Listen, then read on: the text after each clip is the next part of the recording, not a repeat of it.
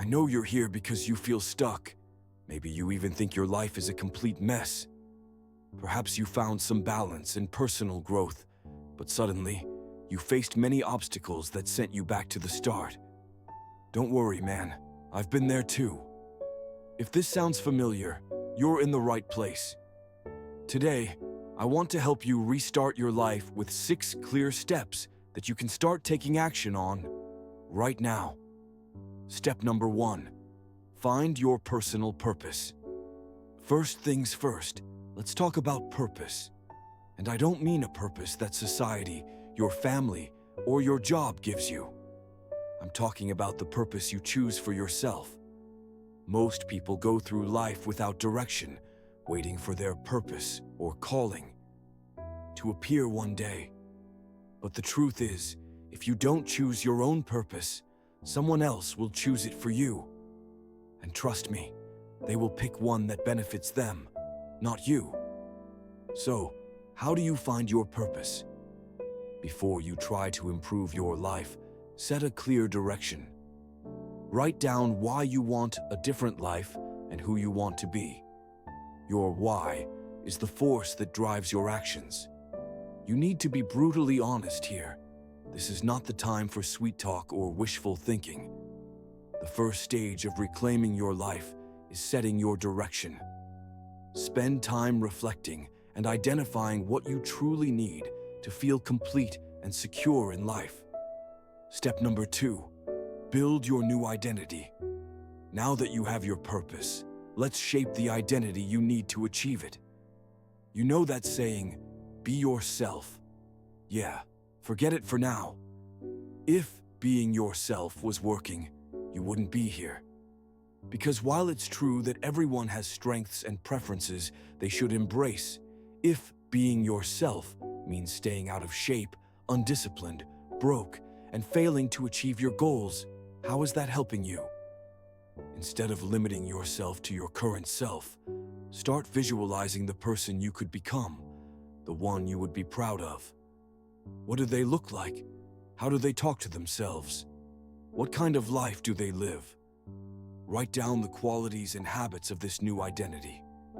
Picture your daily routine and how you feel as this new version of yourself. These are not just notes. This is your plan. This is you, the character you will build step by step, just like in a video game. Step number 3, the power of the smallest step. So, you have your purpose and your new identity. Now it's time to take action. But wait, don't rush. You won't rebuild Rome in a day. Ask yourself, what is the smallest step I can take to move toward this identity? Avoid overthinking. Focus on the next small step that brings you closer to your new identity. Is it exercising for 20 minutes? Writing 1 page of your book? That's it. That's your step. Don't stress about all your other habits, job applications, or social life just yet. Focus on that small step. Do it well, then move to the next one.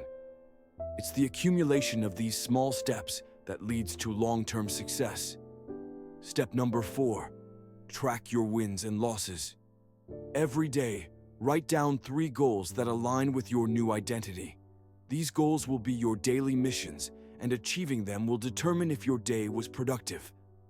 Keep a daily record of your goals and the small steps you take to reach them. This will give you a clear view of your progress and help you stay focused. Give yourself a check mark if you succeed, or an X if you don't. If you avoided your phone like you planned, mark it with a check. If you ate when you planned to fast, that's an X. This isn't just a game. This is you holding yourself accountable. As you collect more check marks, you will build momentum that pushes you forward.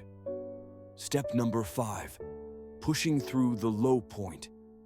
Eventually, the initial excitement will fade, and you'll hit a low point. This is when many people quit.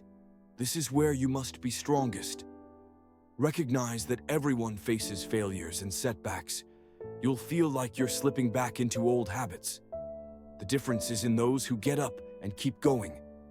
The most important thing you can do here is identify why you feel this way. Take a piece of paper, write down your negative thoughts, and find their source. For example, if you catch yourself thinking, "I will never reach my goals," ask yourself, "Who told me this? Where did I get this belief?" These limiting beliefs often come from years of social or family conditioning. Understand that these thoughts are not your reality. They are just programmed responses from past experiences, failures, or criticism from others. Rewrite these thoughts with a positive approach.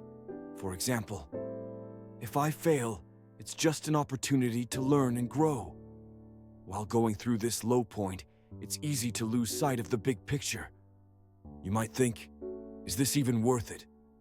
This is when you need to remember your why, your purpose, and your growing identity. It won't be an easy journey, but understand that low points and obstacles are also part of what shapes you into the person you aspire to be. And let me tell you something important. This journey is not just about reaching a destination. It's about becoming the kind of person who can handle whatever life throws at them. Every challenge, every obstacle, every failure is shaping you into someone stronger, more disciplined, and more resilient. The real success is in the person you are becoming along the way. So, don't just focus on the end goal. Learn to appreciate the process, embrace the struggles, and find pride in the progress you make every single day. Because in the end, it's not just about what you achieve, it's about who you become. One last thing, don't underestimate the power of consistency. Motivation will come and go, but discipline is what will carry you forward. Even on days when you don't feel like it, show up. Take the next step, no matter how small. It's in those moments, when you push through the doubt, the fatigue, the excuses, that you truly grow. Over time, these small actions will compound into something greater than you ever imagined. So keep going, keep building, and trust in the process. Your future self will thank you.